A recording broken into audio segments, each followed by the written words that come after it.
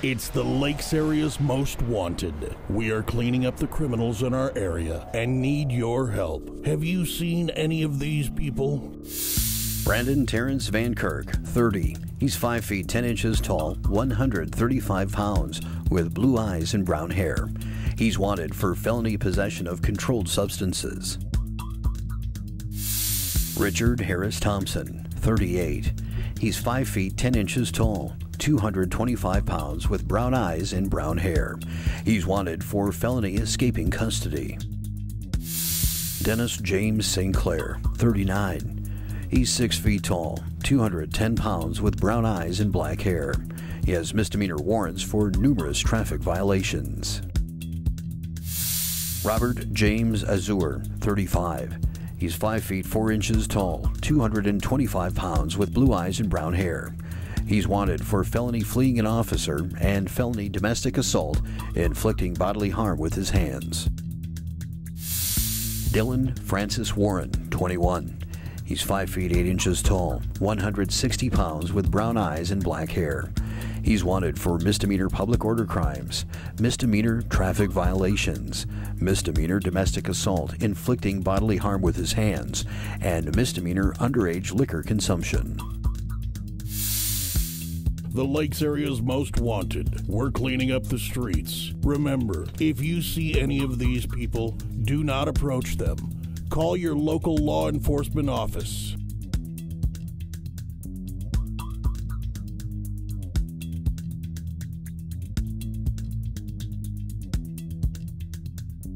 And now, a word from our area law enforcement.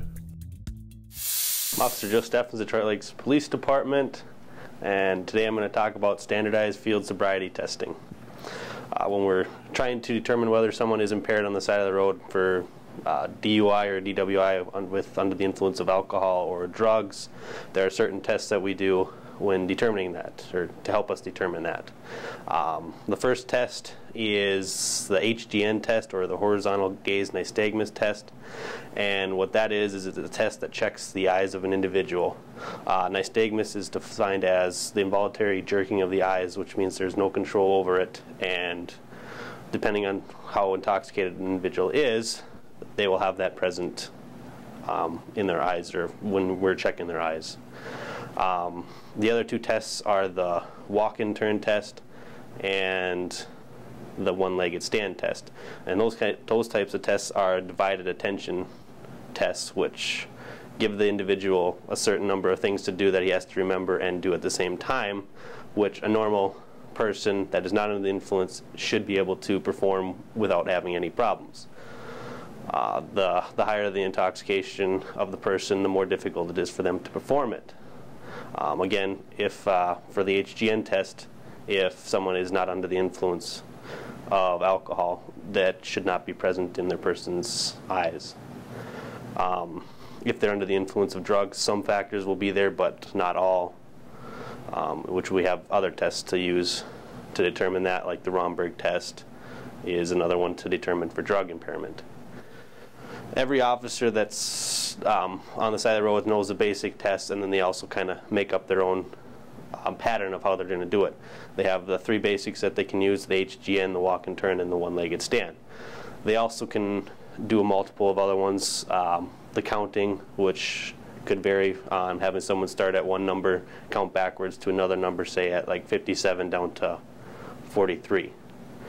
Another one is the alphabet, start at one letter, end at another letter. You know, start at Q, or start at, say, D, go to Q. And most people that are under the influence have difficulty performing those simple tasks that, if you're not under the influence, should be just simple to do. Most of the time, they will continue and say the whole alphabet, for example, instead of stopping at a specific point because they're having to think about it too much. Ultimately, once we're done with that on the side of the road, there's also a preliminary breath test, which is a small little portable PBT. That is just another factor to indicate someone is impaired. What they'll do is they'll blow into that, and it'll give us an approximate estimate of what level they are at. And all these factors, along with driving conduct and other observations we see on the side of the road, are indications to us that someone is impaired and should not be driving the vehicle. Hence, whether we are going to arrest them for DWI or not. The breathalyzer test is not actually certified to use on itself. The three tests, the three main tests, the HG and the walk and turn and the one-legged stand, are actually admissible in court as a sign of impairment, where the breathalyzer is only an indicator. It collaborates with the three tests. So we can't just PBT someone and say you're drunk, get in the back of the car, because it wouldn't stand up in court.